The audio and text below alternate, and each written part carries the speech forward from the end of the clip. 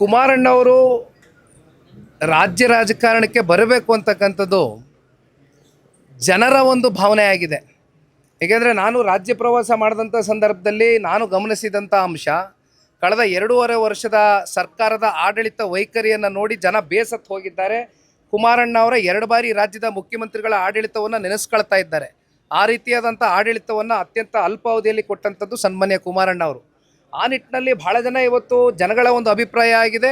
ಜೊತೆಯಲ್ಲಿ ನಮ್ಮ ಮಿತ್ರ ಪಕ್ಷ ಕೂಟದಲ್ಲಿರ್ತಕ್ಕಂಥ ಒಂದಷ್ಟು ನಾಯಕರುಗಳ ಅಭಿಪ್ರಾಯವೂ ಕೂಡ ಸನ್ಮಾನ್ಯ ಕುಮಾರಣ್ಣ ಅವ್ರ ಜೊತೆ ಕೂತು ವೈಯಕ್ತಿಕವಾಗಿ ಚರ್ಚೆ ಮಾಡಿದಂಥ ಸಂದರ್ಭದಲ್ಲಿ ಅವ್ರದ್ದು ಕೂಡ ಒಪಿನಿಯನ್ ಕ್ರಿಯೇಟ್ ಆಗಿದೆ. ಆದರೆ ಒಂದು ಮಾತನ್ನು ತಿಳಿಸ್ಲಿಕ್ಕೆ ಬಯಸ್ತೇನೆ, ಇವತ್ತು ಕುಮಾರಣ್ಣ ಅವ್ರಿಗೆ ದೇಶದ ಗೌರವಾನ್ವಿತ ಪ್ರಧಾನಮಂತ್ರಿಗಳು ನಾನು ಈಗ ತಾನೇ ಹೇಳ್ದಂಗೆ 2 ಪ್ರಮುಖವಾದಂಥ ಹುದ್ದೆಗಳನ್ನ ಕೊಟ್ಟಿದ್ದಾರೆ.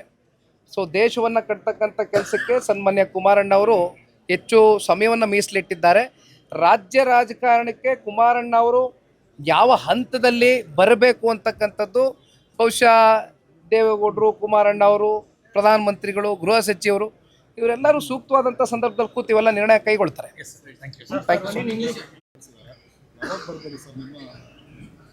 ಕುಮಾರಣ್ಣವರು ರಾಜ್ಯ ರಾಜಕಾರಣಕ್ಕೆ ಬರಬೇಕು ಅಂತಕ್ಕಂಥದ್ದು ಜನರ ಒಂದು ಭಾವನೆ ಆಗಿದೆ. ಏಕೆಂದರೆ ನಾನು ರಾಜ್ಯ ಪ್ರವಾಸ ಮಾಡಿದಂಥ ಸಂದರ್ಭದಲ್ಲಿ ನಾನು ಗಮನಿಸಿದಂಥ ಅಂಶ, ಕಳೆದ 2.5 ವರ್ಷದ ಸರ್ಕಾರದ ಆಡಳಿತ ವೈಖರಿಯನ್ನು ನೋಡಿ ಜನ ಬೇಸತ್ತು ಹೋಗಿದ್ದಾರೆ. ಕುಮಾರಣ್ಣ ಅವರ 2 ಬಾರಿ ರಾಜ್ಯದ ಮುಖ್ಯಮಂತ್ರಿಗಳ ಆಡಳಿತವನ್ನು ನೆನೆಸ್ಕೊಳ್ತಾ ಇದ್ದಾರೆ. ಆ ರೀತಿಯಾದಂಥ ಆಡಳಿತವನ್ನು ಅತ್ಯಂತ ಅಲ್ಪಾವಧಿಯಲ್ಲಿ ಕೊಟ್ಟಂಥದ್ದು ಸನ್ಮಾನ್ಯ ಕುಮಾರಣ್ಣ ಅವರು. ಆ ನಿಟ್ಟಿನಲ್ಲಿ ಭಾಳ ಜನ ಇವತ್ತು ಜನಗಳ ಒಂದು ಅಭಿಪ್ರಾಯ ಆಗಿದೆ.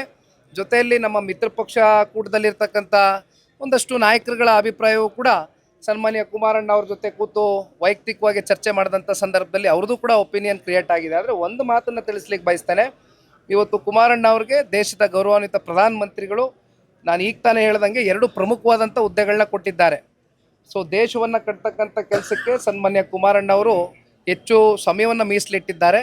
ರಾಜ್ಯ ರಾಜಕಾರಣಕ್ಕೆ ಕುಮಾರಣ್ಣ ಅವರು ಯಾವ ಹಂತದಲ್ಲಿ ಬರಬೇಕು ಅಂತಕ್ಕಂಥದ್ದು ಬಹುಶಃ ದೇವೇಗೌಡರು, ಕುಮಾರಣ್ಣ ಅವರು, ಪ್ರಧಾನಮಂತ್ರಿಗಳು, ಗೃಹ ಸಚಿವರು ಇವರೆಲ್ಲರೂ ಸೂಕ್ತವಾದಂಥ ಸಂದರ್ಭದಲ್ಲಿ ಕೂತು ಇವೆಲ್ಲ ನಿರ್ಣಯ ಕೈಗೊಳ್ತಾರೆ.